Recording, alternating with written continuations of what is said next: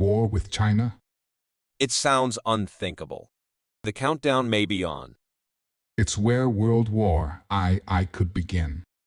China and the United States are two of the world's most powerful nations, and they've been competing for influence and dominance in various domains, including the military.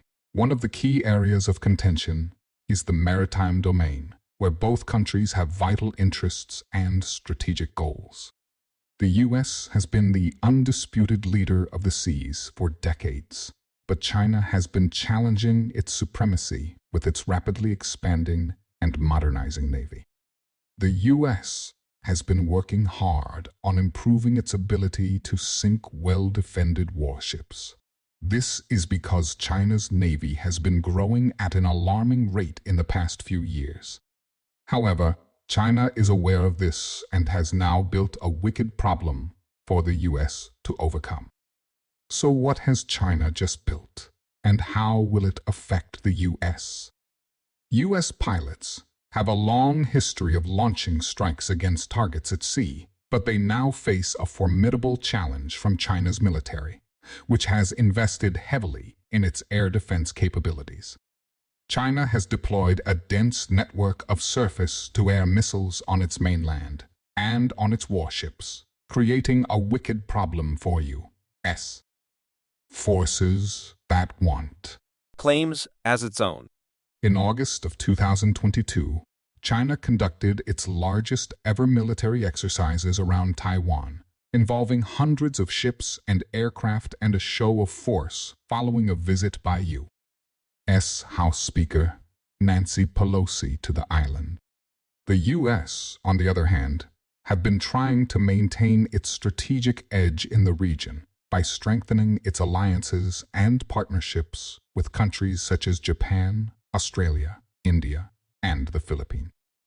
The U.S. has also increased its military presence and operations in the Indo-Pacific, inducting regular freedom and navigation patrol and joint exercises with its allies and partners. The U.S. has also deployed some of its most advanced weapons and platforms to the region, such as the F-35 stealth fighter, the B-2 bomber, and the USS Gerald E.R. Ford aircraft carrier. However, despite these efforts, some analysts have warned that the U.S. is losing its military advantage over China as the latter continues to modernize and innovate its forces.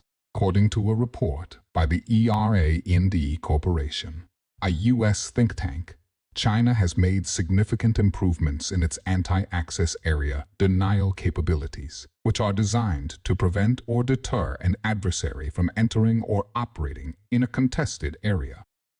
The report states that China has developed a range of systems that can threaten U.S.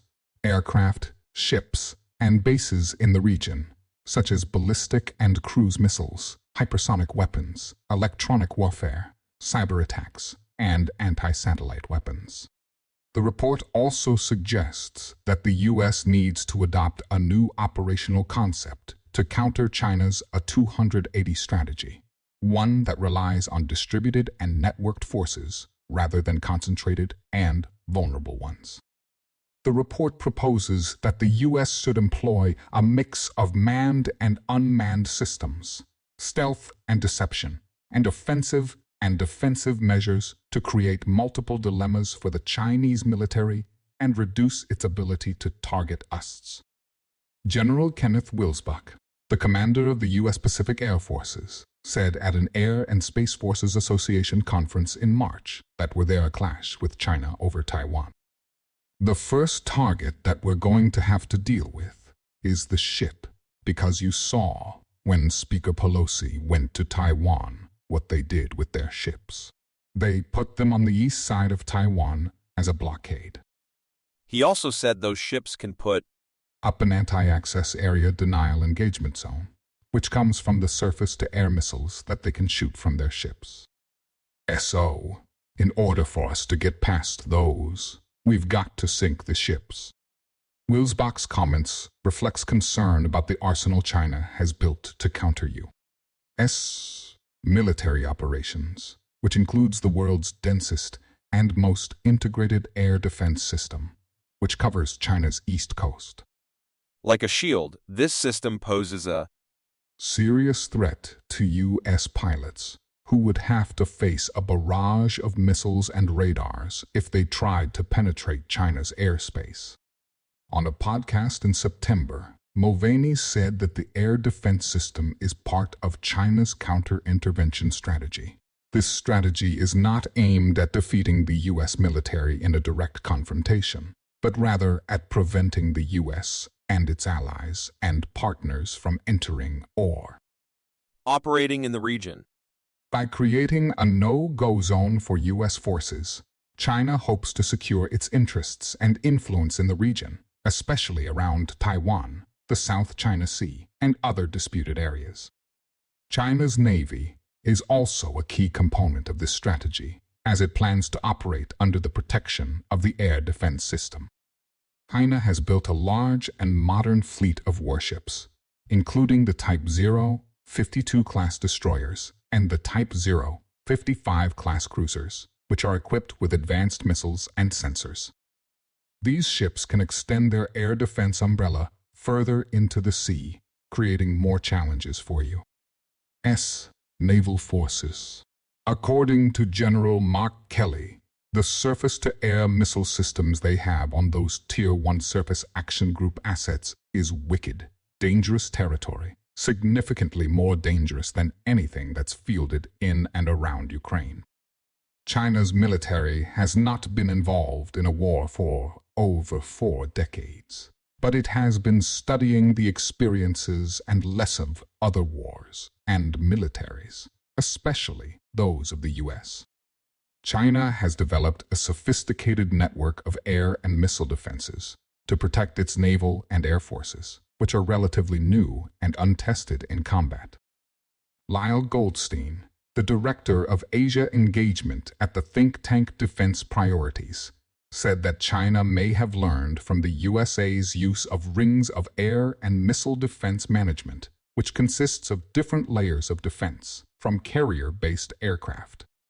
Has a major weakness. Its current aircraft carriers, Liaoning and Shandong, cannot launch early warning and control aircraft, which are crucial for detecting and tracking enemy ships and aircraft, and for coordinating friendly forces. These aircraft, which fly from U.S. carriers, give the U.S. a significant advantage and situational awareness in command and control. China's carriers would likely stay close to Taiwan in the event of a conflict, relying on the protection of China's Air Force and the advanced air and missile defenses of its Type 052 D-class destroyers and Type 055 class cruisers. These ships are equipped with powerful radars and missiles and can extend the air defense umbrella further into the sea.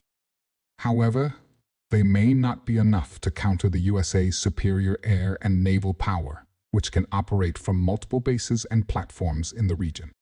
But China's newest carrier, Fujian, has an electromagnetic catapult that allows it to launch the KJ-500 airborne early warning and control plane, extending China's radar coverage and providing a major jump in capability.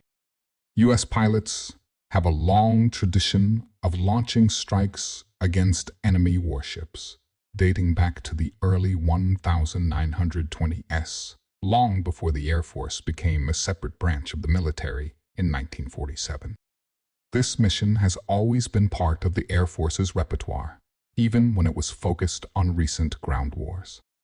John Balb, a former U.S. Air Force F-16 pilot, said in an interview in March that he had first-hand experience of this mission. I can tell you from experience in 2007, although my unit was in the thick of considering waging warfare in Iraq or Afghanistan at the time, we executed a Pacific theater deployment and specifically integrated with the Navy and other partners, he said. Baum, who is now a senior resident fellow at the Mitchell Institute for Aerospace Studies, added that maritime strike was a skill set that they practiced then.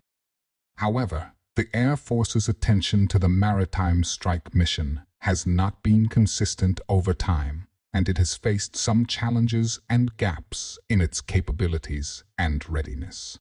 That is why the Air Force has recently